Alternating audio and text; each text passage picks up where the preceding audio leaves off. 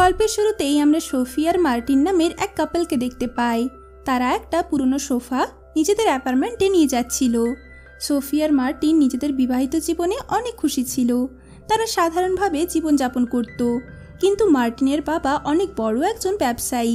তার অনেক বড় একটা কোম্পানি আছে। তবে মার্টিন তার বাবার সাথে থাকতো না। সে সোফির সাথে থেকে সাধারণ মানুষের মতোই জীবন কাটাতো। একদিন মার্টিন জানতে পারে তার বাবা মারা গেছে, আর তার বাবা তার সমস্ত সম্পত্তি মার্টিনের নামে লিখে গেছে। তাই এখন থেকে তার বাবার কোম্পানিটা তাকেই দেখাশোনা করতে হবে। এই জন্য মার্টিন আর সোফি মার্টিনের বাবার একটা বিলাসবহুল বাড়িতে থাকতে আসে। কিন্তু সোফি এই বিলাসবহুল জীবনে মোটেও খুশি ছিল না, কারণ সে সাধারণভাবে জীবন কাটাতেই অভ্যস্ত ছিল। তাই সোফি বাড়িতে এসে প্রথম দিনই বাড়িতে থাকা দুটো কাজের লোককে ছাড়িয়ে দেয়, কারণ সে তার নিজের কাজ নিজে করতেই পছন্দ করে। কিন্তু মার্টিনের তার এই কাজটা একদমই পছন্দ হয় না। সে সোফিকে বলে তার কাজের লোককে ছাড়িয়ে দেওয়াটা মোটেও ঠিক হয়নি, কারণ সে এত বড় বাড়িটা একা দেখাশোনা করতে পারবে না। বাবার এত বড় ব্যবসার দায়িত্ব পেয়ে মার্টিনের জীবন পাল্টে যায়। সে সবসময় ব্যবসা নিয়ে অনেক দুশ্চিন্তা করতে থাকে, কারণ তার বাবার সমস্ত ব্যবসার দায়িত্ব তার উপরেই ছিল।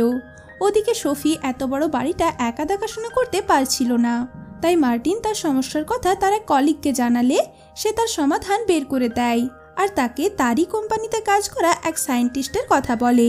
ওই সায়েন্টিস্ট জর্জ সবেমাত্র মানুষের মতো দেখতে রোবট বানিয়েছে, আর তার তৈরি করা রোবটগুলো এমন ছিল যে সেগুলো দেখে বোঝাই যাবে না সেগুলো মানুষ নাকি রোবট। এই রোবটগুলো সেই সব কাজ করতে পারে যেগুলো মানুষ করতে পারত। মার্টিনেরও এইরকমই একজনের দরকার ছিল যে তার বাড়ির সব কাজ করতে পারবে। এরপর মার্টিন সোফিকে তার কোম্পানিতে নিয়ে এসে রোবটগুলির মধ্যে একটা রোবটকে পছন্দ করতে বলে। সোফির পছন্দ করা রোবটকে মার্টিন তার বাড়িতে নিয়ে যাবে। সোফি হেনরি নামের একটা রোবটকে তাদের বাড়িতে নিয়ে যাওয়ার জন্য পছন্দ করে।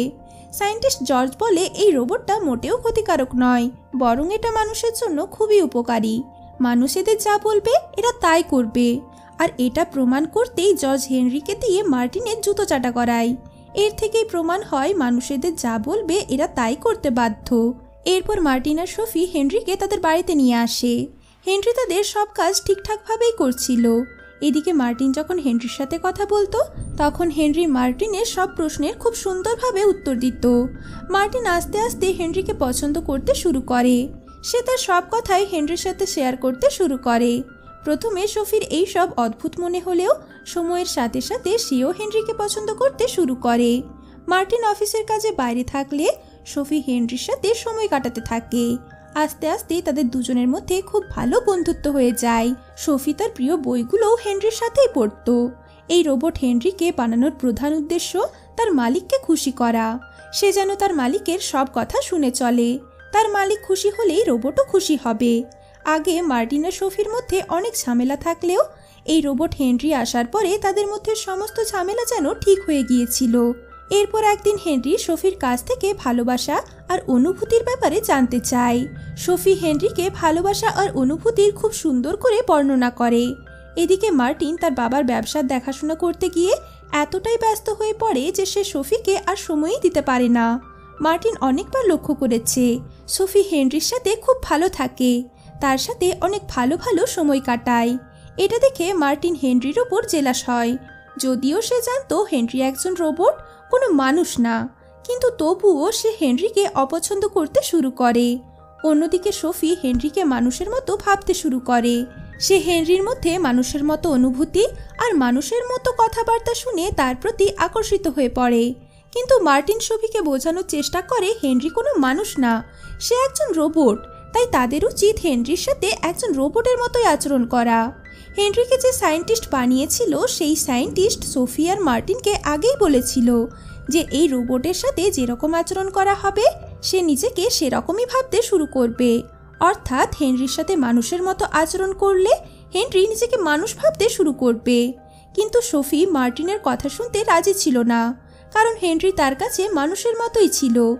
একদিন মাঝরাত্রে কিছু আওয়াজ শুনে সোফির ঘুম ভেঙে যায়। সে হেনরিকে ঘরের ভেতর খুঁজে না পেয়ে বাড়ির বাইরে আসে। সোফি দেখে হেনরি বাগানে শুয়ে আছে, আর সে যখন তার কাছে যায় তখন সে বুঝতে পারে হেনরি স্বপ্ন দেখছে, কিন্তু একটা রোবটের পক্ষে স্বপ্ন দেখা অসম্ভব। এরপর মার্টিন তাকে বাড়ির ভেতরে নিয়ে আসে। পরের দিন মার্টিন সায়েন্টিস্ট জর্জকে তাদের বাড়িতে ডাকে। জর্জ হেনরিকে পরীক্ষা করে জানায় হেনরির মধ্যে কোনো সমস্যা নেই, যেটা ছিল সেটা সামান্য একটা সমস্যা, যেটা সব ধরনের কম্পিউটার বা রোবটের মধ্যেই থাকে। সোফি জর্জকে বলে সে হেনরিকে স্বপ্ন দেখতে দেখেছিল। তখন জর্জ তাদের বলে মার্টিন বেশ কিছুদিন ধরে তোমাদের দুজনের সাথে ছিল, আর তোমরা হেনরির সাথে মানুষের মতোই আচরণ করেছো। এই জন্য হেনরি নিজেকে মানুষ ভাবতে শুরু করেছে। এটা শুনে মার্টিন সোফির ওপর অনেক রেগে যায়। এই সব কিছুর জন্য সে সোফিকেই দায়ী মনে করে। সে সোফিকে হেনরির সাথে মানুষের মতো আচরণ করতে বারণ করে, কিন্তু সোফির মার্টিনের কথা একটুও ভালো লাগে না, আর তাদের দুজনের মধ্যে ঝগড়া হয়ে যায়।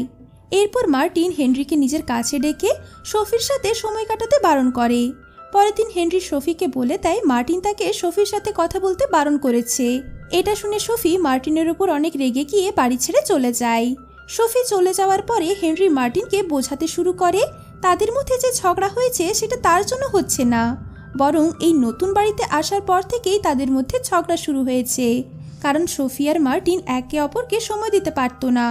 এর ফলে তারা অনেক দূরে সরে গিয়েছে। এদিকে সোফি হেনরিকে এতটাই বেশি পছন্দ করতে শুরু করেছিল যে সে সব সময় হেনরির কথাই ভাবতে থাকে। সে তাকে নিয়ে স্বপ্ন দেখতে থাকে, এমনকি সে স্বপ্নে তার সাথে ঘনিষ্ঠও হয়। হেনরি এত বেশি অ্যাট্রাক্টেড ছিল যে মার্টিনও তার প্রতি অ্যাট্রাক্টেড হয়ে যায়। একদিন হেনরি সোফির সাথে সময় কাটাচ্ছিল। সে সোফির কাছ থেকে মানুষের মতো অনুভূতিগুলো পেয়ে সে সোফিকে বলে সে তাকে ভালোবাসে।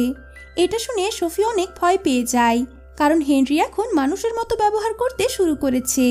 সোফি হেনরিকে সেখান থেকে চলে যেতে বলে। এরপর সে এই কথাটা মার্টিনকে বলে। তখন মার্টিন হেনরির রুমে গিয়ে তাকে খুব জোরে একটা থাপ্পড় মারে আর তার সুইচ অফ করে তাকে শাটডাউন করে দেয়। এরপর সে সায়েন্টিস্ট জর্জকে ফোন করে জানায় সে যেন রোবটটিকে তার কাছে ফিরিয়ে নিয়ে যায়, কারণ তাদের এই রোবটটিকে আর প্রয়োজন নেই। আসলে এখন এই রোবট হেনরি তাদের জীবনটা নষ্ট করে দিচ্ছিল। তবে ততক্ষণে হেনরি পুরোপুরি বদলে গিয়েছিল। সে বুঝতে পেরে গিয়েছিল জর্জ তাকে ধ্বংস করতে এসেছে। এই জন্য সে সোফিকে অনুরোধ করে সে যেন তাকে এই বাড়িতে থাকতে দেয়, কারণ সে সোফিকে পছন্দ করতে শুরু করেছে আর তার মধ্যে মানুষের মতো অনুভূতি জেগে উঠেছে। এরপর জর্জ যখন হেনরিকে নিয়ে যাওয়ার জন্য আসে তখন হেনরি জর্জের কোনো কথাই শুনছিল না। আর এখানেই এই কাহিনীর একটা টুইস্ট আসে। প্রথম থেকেই হেনরিকে কোনো রোবট বলে মনে হতো না, তাকে প্রথম থেকেই মানুষ বলেই মনে হতো, কারণ হেনরি তো কোনো রোবটই ছিল না, সে সত্যিকারের একজন মানুষ ছিল। আর এই সব কিছু করেছিল সায়েন্টিস্ট জর্জ, কারণ সে মানুষকে রোবট বানানোর চেষ্টা করছিল। সে মানুষকে সব দিক থেকে পারফেক্ট বানাতে চাইছিল, আর এমন একটা রোবট বানাতে চাইছিল যেন সেই রোবট মানুষের সব কথা মেনে চলে। এই সব কিছুই করা হচ্ছিল মানুষের ওপর, তাদের ব্রেন ওয়াশ করে তাদের রোবট ভাবতে বাধ্য করা হচ্ছিল। হেনরি যখন খুব ছোট্ট ছিল তখন থেকেই তার ব্রেন ওয়াশ করা শুরু হয়ে গিয়েছিল।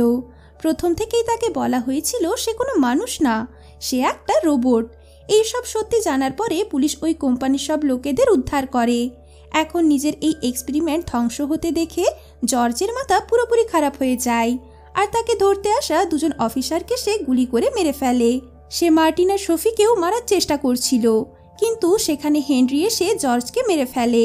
তবে হেনরির সাথে এই সব কিছু হওয়ার জন্য সে অনেক কষ্ট পেয়ে আত্মহত্যা করে নেয়, আর তাদের জীবন থেকে সারা জীবনের মতো চলে যায়। এরপর বেশ কয়েক বছর কেটে যায়, আর আমরা দেখি মার্টিন আর সোফির একটা ছেলে আছে।